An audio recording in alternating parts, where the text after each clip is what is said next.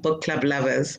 We are so excited to be here, and we have one of our most recently found local treasures with us on the show today, Ms. Audrey Chirenje, and she will be joining us to talk about her rapidly increasing body of work, and we are just so excited to have her.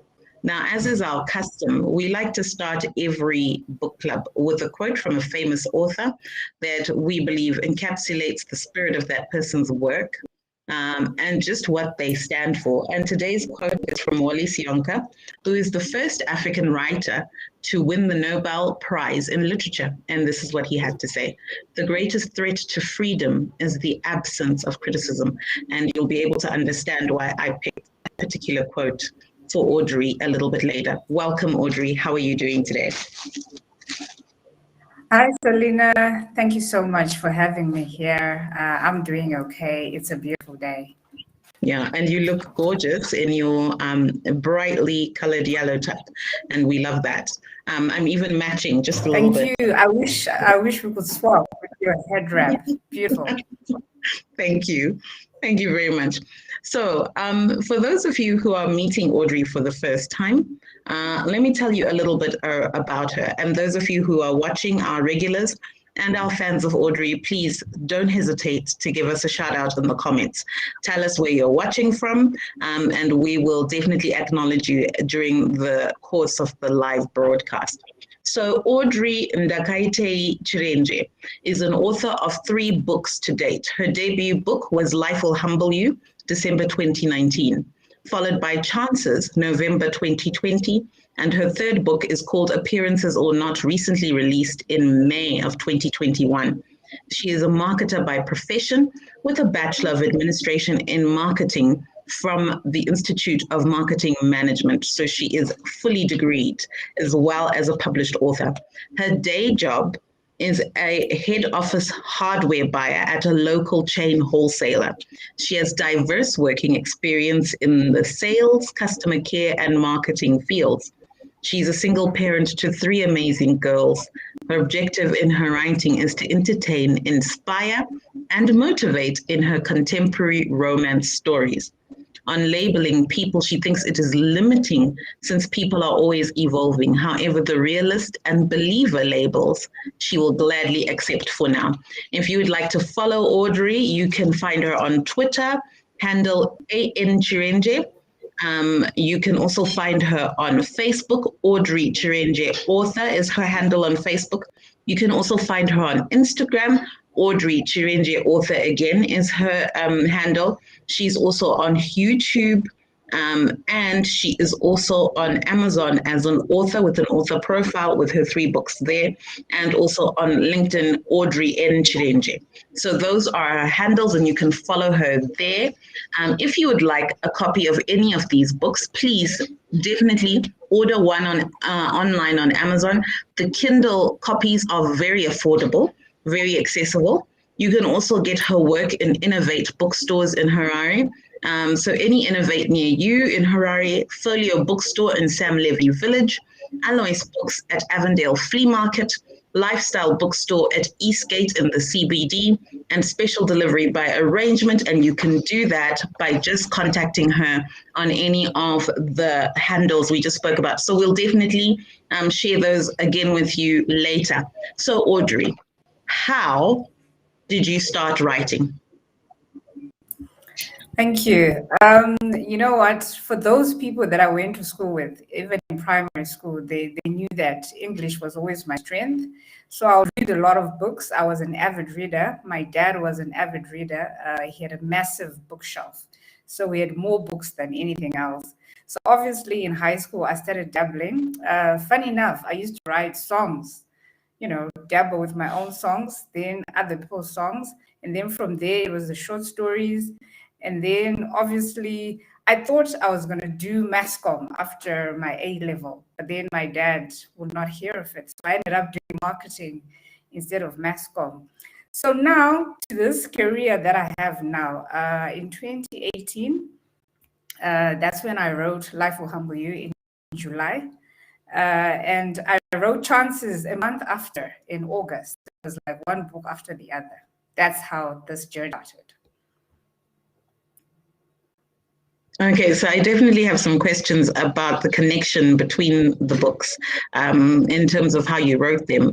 But before I get there, tell me how you balance a full-time job and writing novels, and especially not only that you write novels, you're also self-publishing.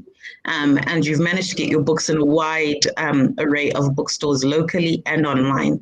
How are you juggling all of that as well as being a single mom? Let me just say, Selina, it's difficult, but then I always used to hear people say that when you do something that you love, you actually have time for it. You create the time. So even the writing, I would write after work, weekends. That's when I would actually write. And because I'm a very structured person, I would have my book outlined already. And I knew that I just had to feed on chapter by chapter, word by word, paragraph by paragraph. And then once the books were out, the job, I mean, let me try and find the writing was actually the easy part, I always say. Then the publishing, it was finances. I got a quote from my publishers, Royalty Books. I couldn't even afford it by, I think, 2 months to actually save for that money. And then they started the process, the editing and all that. Then once the book was done, printing of the book, I didn't even have money for that. So to save, I think I'll pay 10 books at a time, another 10. Then my first initial delivery was 30 books. And I was so excited about that.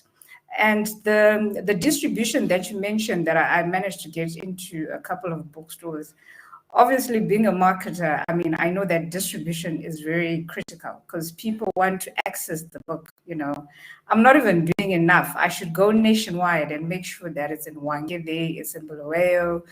So I'm still trying. It's work in progress. It's hard, but I think the passion drives it for me. It's just the passion, really.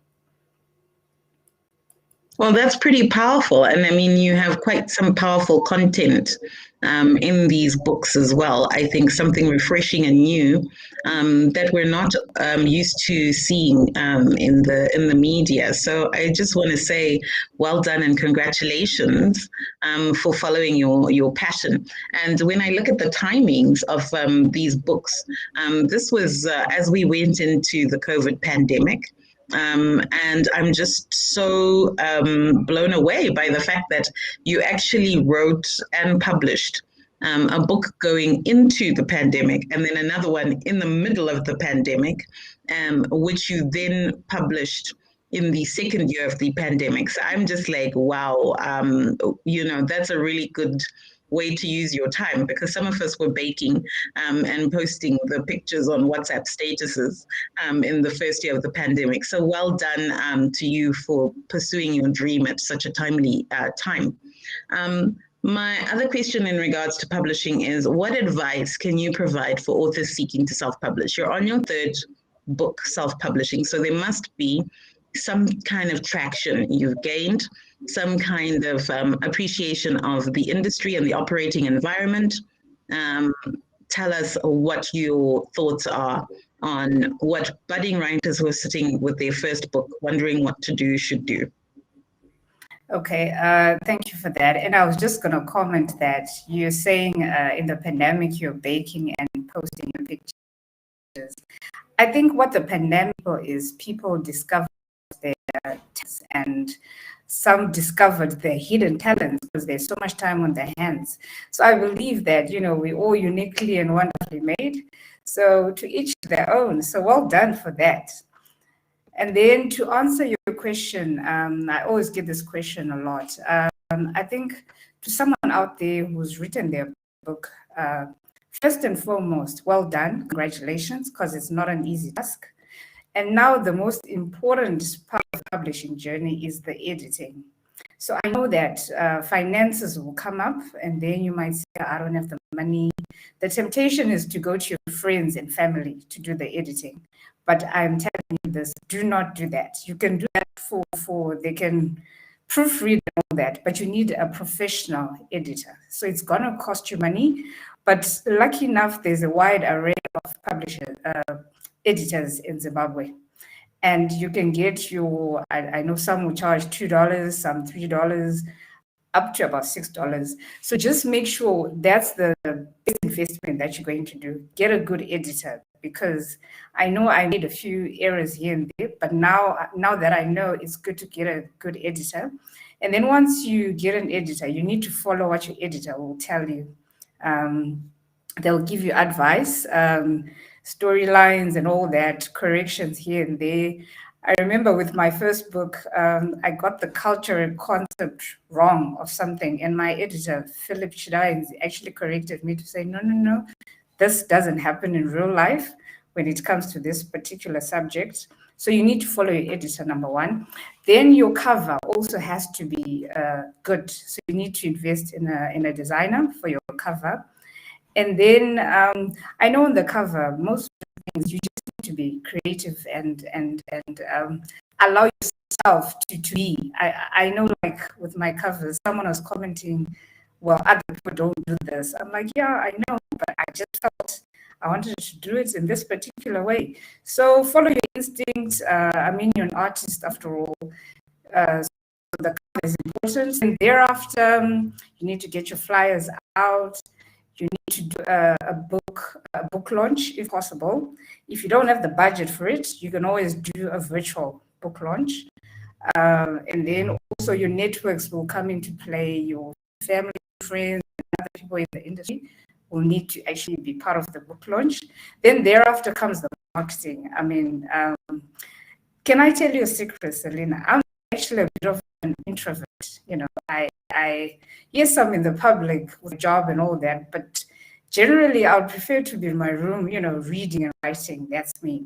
But then when I started this publishing journey, we have a group called the Writers Clique, and we have people presenting like once, twice, 3 times a week. One of the topics was you need to be out there. You need to engage with your readers. People will only buy things from people they like or people they can engage with.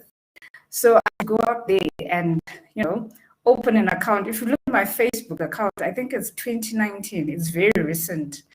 And, you know, now I also put a profile picture on my WhatsApp status. I never do that. I'm on Twitter, LinkedIn, I'm all over. I'm to post. You know, the third day I post something. And I probably, every time I post, I do get some feedback. Most of it will actually lead to someone actually buying the books. So you need to be out there. These are the days of digital marketing. You need to be out there engaging with the people. Thank you. I love what you're saying there about being an introvert, because I think a lot of people think social media is for extroverts, right? You know, I think people who are introverted are like, how do I even begin? But, you know, you take small steps and you do what you can in a way that's authentic to who you are. And it works, because I do think social media can also be a very broad and forgiving space that can be inclusive. So, you know, well done for overcoming your reservations about that. And for all of us who are introverts who've had to step out, thank you for doing that. So we've got some comments from people watching on YouTube and Facebook. We've got Fungai Anthony Stocks from Facebook. Jakanaka Kuapano, it's nice to be here. Thank you, Fungai, for that shout out. And Norman on YouTube, hey, and Abnorm, hey, y'all from Zimbabwe. So it's good to hear from you guys. As you watch and join the live, please definitely share with us your comments. And if you have any questions for Audrey, we definitely like to ask her those questions. So now the meat of the matter, the books themselves. What has surprised you pleasantly or unpleasantly about the response you've received for your books? You know, the response has been like a mixed bag. You know, you get people like Life Will Humble You. It's the favorite for most people. For some people, it's real to them because when I wrote that book, I mean, if you look at the title, Life Will Humble You, I don't know about the next person out there, but most people I know, they've been humbled by life one way or the other. It can be in a succession of steps. It can be over a period of time. You just get that thing that will humble you because you think you had your ducks in a row, but something will just come and surprise you and knock you off your feet. So when I put that title out there, I was just trying to reach out to someone who's gone through stuff and they feel that, like they've hit rock bottom. But now this story is about Rhonda and Rico. It's, my characters in all my books are people with issues, because I believe people, we're not perfect. We all have our issues. We're all dealing with our issues. So they've got a whole lot of challenges before them. But then in their faith, these people, they believe in the Lord. I am obviously a Christian, so I am going to write about, faith ever after, exercising your faith. So these people, they go through a lot of stuff, but in the end, their faith ultimately prevails. So you find that the feedback for most people, they could identify with those people to say, I've gone through whatever Rhonda went through, or a guy will say, like, that actually that I'm actually very happy. The other side, you've had people who say, who think it's too fake. And then I'll be like, my famous answer will be like, you know what? It can appear fake to you, but there are people out there who've gone through stuff that you actually don't even know about. But because people want to portray this fake, image, we don't hear some things. But so the feedback is good from the readers, from the media, from fellow authors. I didn't know Zimbabwe had such a lot of good authors, and we're like this tribe. We support each other. If there's a book launch, we all go there. If it's a post on Facebook, we all like. So you know what, I actually like this author's journey that I embark. It's actually pretty exciting. Well done, well done, well done. So let's get into the first book, Life Will Humble You. So those of you who are yet to read this book, I'm just going to give you a brief synopsis. So Rhonda is humbled by life in the worst possible way, thrown out of her matrimonial home by her husband after failure to conceive. She finds herself on the ropes, broke and depressed. Nothing could have prepared her for a chance meeting with Rico. She's put off by her snobbish airs, but with him interested in her, is there a chance she might have a change of heart? Could he be the man for her? This is a gripping story of love, hope, and restoration, in which faith ultimately prevails. So the book is told from, or the story is told from several narrative points of view, but predominantly Rhonda's point of view. And then I would say Rico, and then some other voices come in, including people like Rhonda's ex-husband, Sean. So very interesting that you chose to use those different voices. How did you manage switching between male voices and female voices? And what was the creative decision driving that choice? Okay, first and foremost, let me just say, when I started writing, I didn't even know, like there was this first person narrative, whatever. This is what I just thought in my head. I thought, let me write using someone's voice, because more often, people do things and people will judge and say, why did he do that? Why did she do that? But there's a thought process of where that someone will be coming from, things that will be going around them that ultimately lead them to do whatever they do. So that's how come I figured, let me use the first person narrative. So yeah, I just stumbled upon that. And so it's amazing that even the contemporary style that I use, I mean, I remember with my editor, the initial discussion was your English is too casual. And I even said, but I'm not going to write this, proper schoolbook English, because I'm trying to reach out to older people, but I'm also trying to reach out to the middle age. I've got teens, so even my teens have read this book and they could relate to it. So that's how come I ended up using that style. Well, I have to agree with you. Hearing the characters explain their choices and explain the process of making new choices definitely helped to make them more relatable because these characters, and those three in particular, carry a lot of trauma and a lot of sort of dysfunctional past events within their romantic relationships that they're carrying despite their desire to do the best for themselves. So they are all pursuing something. And definitely with Rhonda and Rico, they're pursuing something that they believe is God purposed. Although that looks a little bit different in the beginning, but they're definitely pursuing a better life. But what I did enjoy was that you showed us the trauma, and you didn't gloss over the what it means to carry trauma from past relationships into a new relationship. So I found that very refreshing and very honest. Also, what interested me about these characters is that, like you said, they're all believers.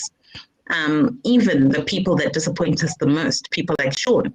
And it's very interesting to me that you chose to do that, which is why I started the live with that quote, because very often you don't get believers, especially believers in Africa, observing our church culture critically. And a lot of people feel like when you do that or you make those observations public, you're taking something away from the church. But really, actually, we should be critically looking at our centers of culture. We should be critically looking at our centers of faith. So that we can be moving forward and be doing better, because those things are in a sense man-made. Especially some of the traditions that we find in the church. And it's biblical as well, because, you'll see in the gospel, Jesus talking about how the church was infiltrated by a lot of man-made traditions. And those sometimes move us away from the heart and will of God. So I found that very, very, very interesting about that. But on to the themes. Culture and Christianity. Was that a deliberate choice, or was it just you writing what you know? As much as I'm an introvert, I've always been a bit controversial in my head. So yeah, so most of the time I might not say stuff, but I'll see stuff and I'll be like, what? So now, when you're an author, you've got that author's voice. You can say stuff and hide behind your writing. Yes, I was trying to challenge, the status quo, society norms and beliefs. And so that's how come I put it out there. However, it's pleasing to note that obviously, like I said, you have a few people questioning why did you do that, but I had quite a lot of good feedback. I remember there's a gospel magazine called Zim Masters. They did an article on me, and I did write about, what people think ministry is on the pulpit, right? Or being churchy or holier than thou, as they say, but people are ministering in different ways. Like I was saying, my objective is to entertain, inspire, and motivate. I'm trying to inspire the next person out there who's going through whatever it is, whether it's business, whether it's relationships, whether children, to say, you know what, you can have difficulties, but then motivate them into action, having an action plan. What do you do when this happen? You make plan, you spend more time with your children if it's children, and then ultimately we're looking at a better result, which is your faith ever after. And by the way, my faith ever after, I looked obviously at the Disney happily ever after, and I'm saying, if you're a Christian, it doesn't mean you don't have problems. You have problems, but you deal with it in faith, and you soldier on day by day in faith. So that's where the difference is. So what I also found quite controversial, speaking to the topic of faith ever after, is when I look at Rhonda in particular, and even Sean, these are people who are, from their background, Bible believing, spirit-filled Christians. And I think there's an idea in the church that, if you get married, everything will be okay. And that somebody who presents and checks certain boxes will be okay. And so when you compare Sean and Rico, it becomes quite interesting seeing the heart of a person versus the boxes that they check on the outside. So that was a very interesting conversation. And me, like Rhonda in the beginning, was like, why is this man love bombing us? This is not safe. This is not okay. But I think those were very important literary devices to help us all kind of search out our expectations about what we think God owes us and what we think life should be like just because we're Christians. And I love what you said about Christian people that faith ever after doesn't mean that you won't have issues, but it's about the faith to work through the issues. So I thought that was really, really powerful. Another aspect of the book that I found really pleasing for me personally as a Zimbabwean was context, scene, setting. So you use a lot of local music. So music is actually a strong thread in the book. You pick out particular songs at particular moments and then genres in different moments. Then there are local places that give us context and environment. Gun Hill, Borrowdale Brook, Sam Levy's village. But then you take it further and you give us that in overseas scenes and settings as well. So what I found powerful about the Zim settings was that we don't often have a lot of people writing about the here and now and the contemporary contextual environment. And, I thought that was a really powerful thing to make the book relatable. What's your personal feeling about that? I mean, are you personally a person who loves gospel and old school? Some of those songs that appear at certain times, do they have special meaning for you, or did you pick them according to what the characters were telling you about yourself? Firstly, I mean, you know what? There's a famous American author, I think she's called Toni Morrison, who says, if the book that you want is, I'm paraphrasing, is not out there, you need to actually write it yourself. So I've read a lot of books, obviously, and you find for Zimbabwe, it's always like you're saying, nothing for the new generation and the modern woman out there. So that's how I did this. It was very deliberate. So the music, the restaurants, even I think I snuck in a movie scene in there. At that time, there was Aladdin, which was trending, so I put it in there deliberately as well. You find even the food, I think I mentioned Mazoe, furniture, current brands that I deal with, so it was very deliberate. And then on the music part, I'm actually a music junkie, by the way. So it was the songs that are dear to me. And then, I think there's a scene where Rhonda has a dream. A particular pastor was also dear to me, so I featured her song in there. So it was all very deliberate, and it had meaning to me, because when you're writing, it's not always like your story, but you lend your characters some of the things you've gone through or some of the things you've thought about, and then you just lend it to your characters. Yeah. So my question then is, this leads me to the next theme that I found very peculiar in a very good way, which is dreams. And dreams are used in this book precognitively.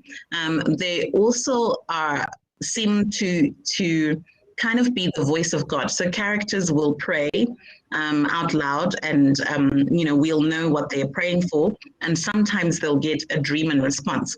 And actually the book opens up with a dream, and all the characters have dreams.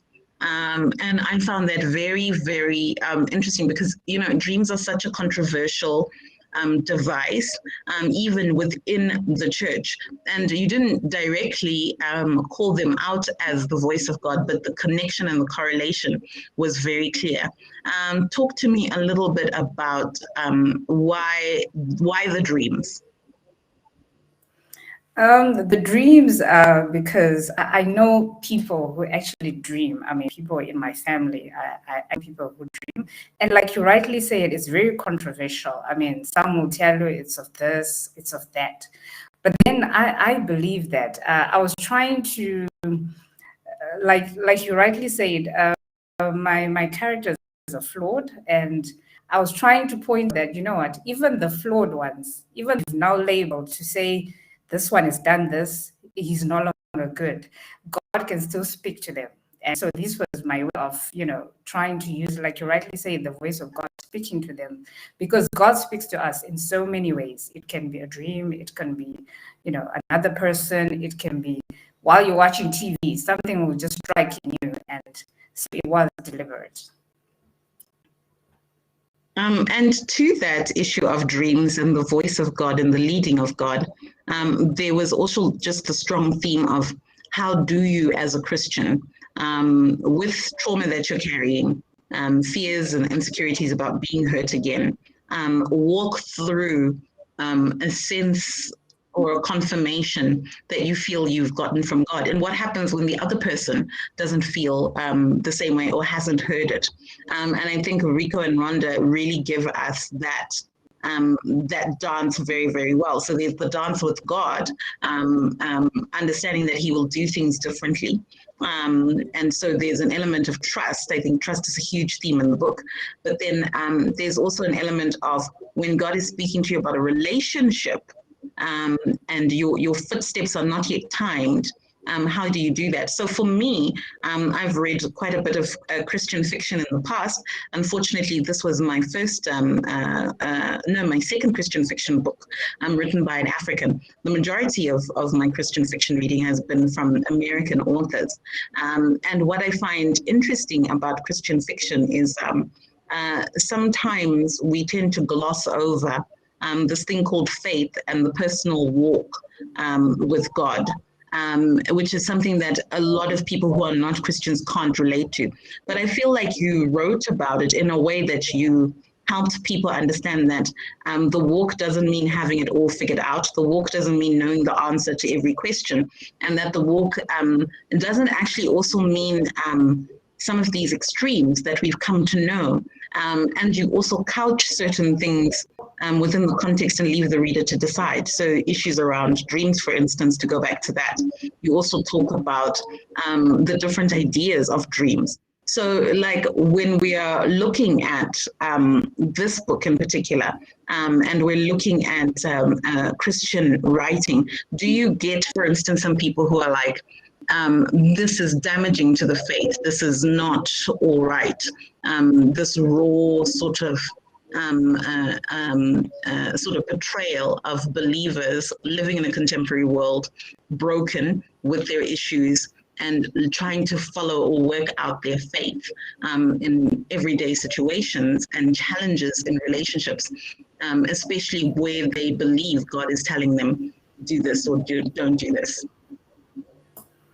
Actually, the whole idea was to actually, put it in a way that's relatable to people that, even in this modern contemporary way. I think you said initially that, if you're a Christian, people want you to tick certain boxes. I mean, if you look at Rico, very deliberate, just the hairstyle, first and foremost, dreadlocks. He's a pastor's child and he's sporting dreadlocks. And he's an ex-con. The dude has been to jail, But despite all this, the dude actually connects with God. He's got a good heart. And even when he meets Rhonda, he's got this burnish moment that was according to him. He when you look in retrospect, you might actually think he's better off than Sean, who was the tongue-speaking, spirit-filled guy. So I was just trying to say, we shouldn't judge. If you looked at my profile, I said I'm a realist, and also the other, I don't like people. I don't want you to put me in a box to say like even right now, Some say my book was too churchy, right? But guess what? I took it to a Christian bookshop and they turned it down. It wasn't Christian enough, you know? So there you have it with labels. I was actually trying to just tell people to just live their lives. I mean, God ultimately knows the steps of a person. You know, it is only God who knows what someone is supposed to do, not the next person. Just like Jeremiah 29 says, for I know the plans. It's not your mother, it's not your friend, it is just God. And God will speak to you and order your steps in a way that you will understand. Ultimately, that is. That's awesome. And I think one of the other voices in the book is voices of good counsel. So there are people like their friends, Jeremiah and others, who offer good, Rhonda's sister, who offer good counsel in terms of what this couple should do. And so I think that was really, really powerful. So we've got some comments here. Ruimbo Maricano says, well done, Audrey. Welcome, Ruimbo. It's always good to have you here on the book club. Fungai Anthony Sock says, and the names too had meanings. For instance, Rhonda Matombo, wound that hardens and eventually emboldens her character. And Rico Owarikweishe, God is there, despite his controversial past. It's ironic that it is Rico, the one condemned by society, who repairs Rhonda's wound. Here, Audrey becomes a preacher. That's a very nice comment from you, Fungai. So we've got somebody who's read the book deeply and thought about it, and even gone into the names and symbols in the book.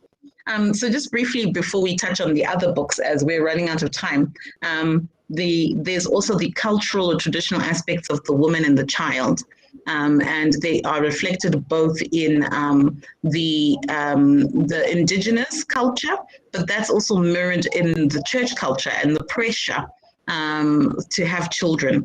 And very, very interesting that you spoke about that. Also issues around property in marriage, and some very practical things that women need to think about.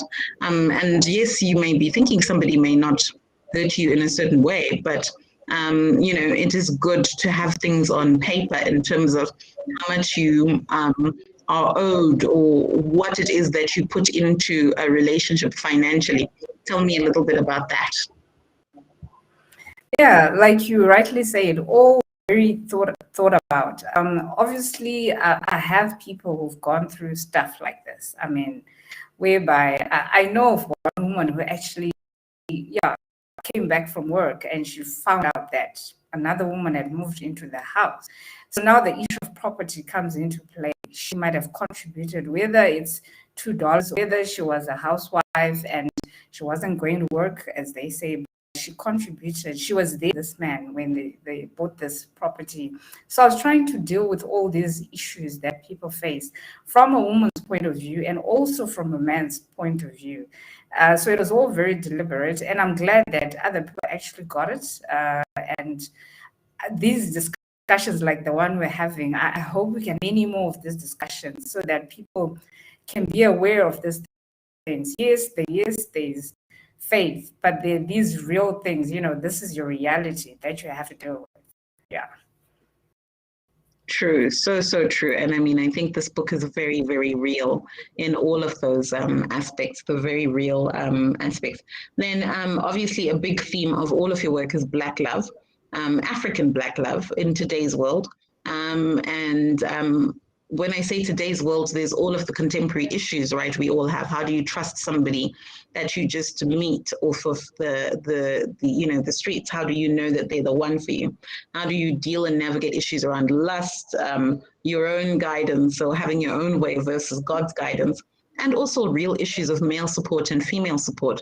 Rhonda provided a lot of support to her husband, her first husband, but when she met Rico, she also had to swallow her pride and receive support, from him. And male support for African women is a really topical issue. So you have it both ways. And so it was very interesting that you brought that up. But speaking of Black love, you then went on to write Chances. And my question regarding Chances are, in Chances, we've got two people that we meet in life will humble you. How did that happen? Had you all originally intended to write almost like a follow-up sequel, or did their story capture you when you created them and Life Will Humble You and you thought, no, these people deserve their own story? Yeah, Chance is a spin-off to Life Will Humble You. I'll tell you a funny thing. I had the story concept for Chances first, and I shared with it to a friend.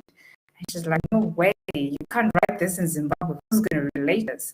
So that's how come I then proceeded to do Life Will Humble You first, and then release Chances after that, and give them a foreign background. Most of the book is set in a foreign land in Canada, but I maintained the Shona names, and I maintained the relationship to Rico and Rhonda.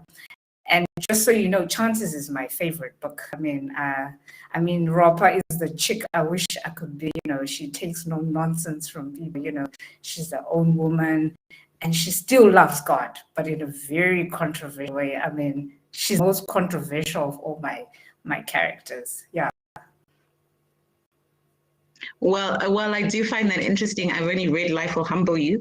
And for those of you who haven't read it, what we've discussed is a very short snippet. There are things that happen that will make you turn your head, and Life Will Humble You.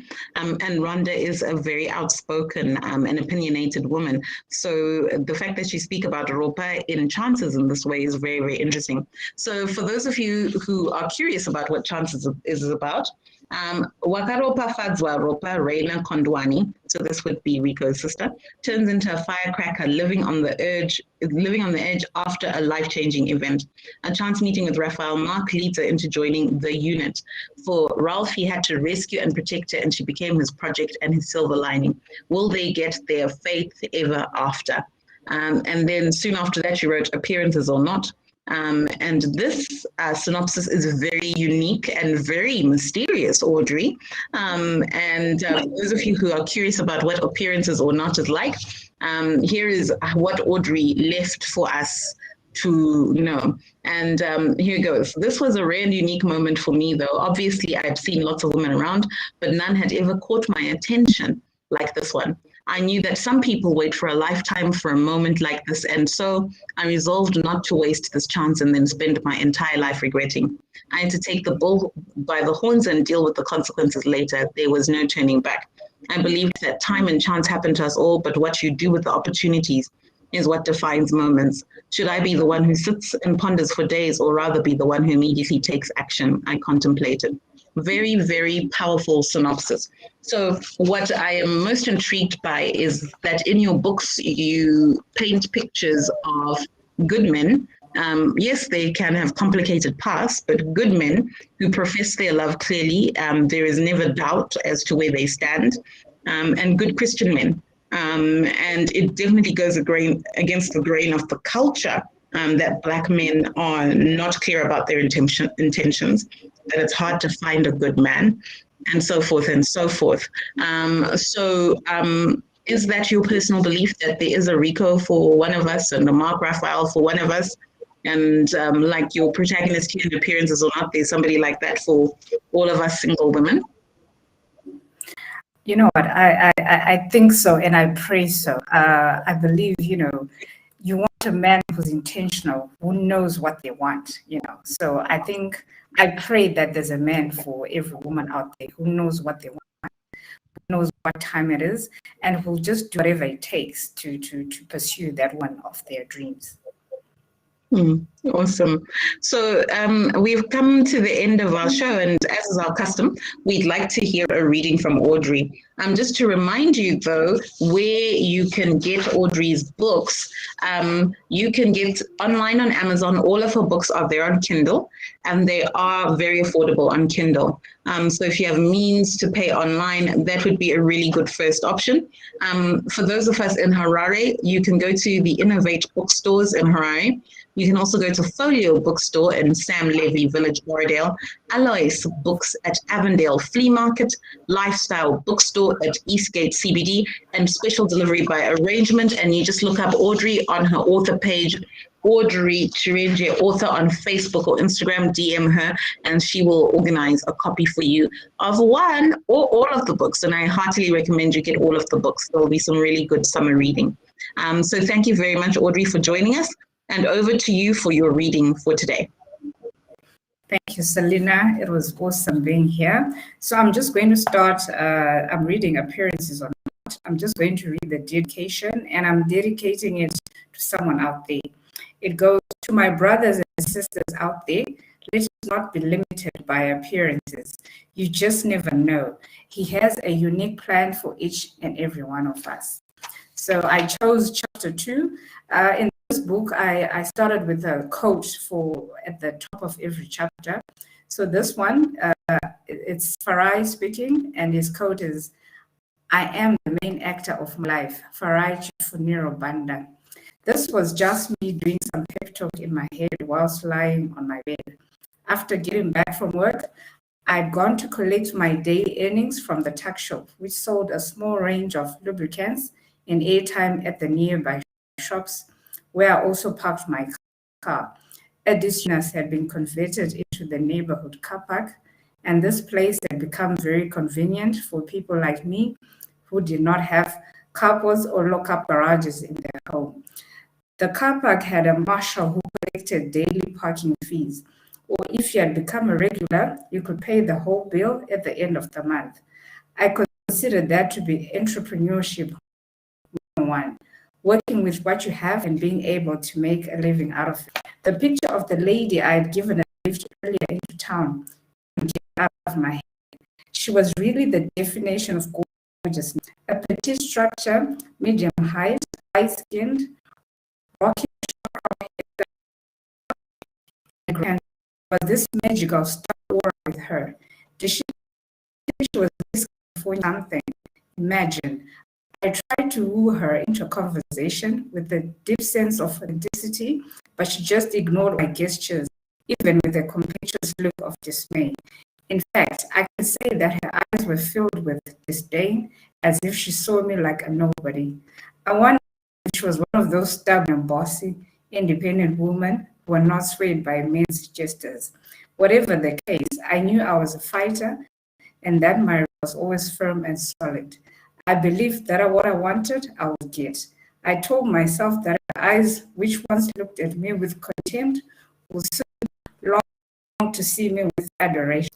I'll end here. Well, I mean, now we definitely want to find out where that goes, and definitely the setting is very intriguing. So again, you are challenging our stereotypes of people and what we think good people come dressed up as.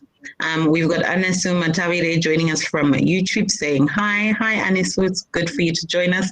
And Norman from YouTube, can't wait to read the book. Thanks, Audrey. Thank you, Norman. You know where you can get those books. And so it's a wrap for today. Thank you so much for joining us as per usual. And even if you catch up with the show afterwards, we still want to hear from you. Please post your comments on the post. And we'll be back here next week, Wednesday, with another fabulous African female author on the book club. Until then, have a good week. And thank you so much, Audrey, for being with us. It has been a pleasure. And thank you for showing us that all of us women can be loved and that we are all beautiful in our own right through your protagonists in these different books. Thank you, Selina. Thank you. All right. Night-night, everybody. Goodbye.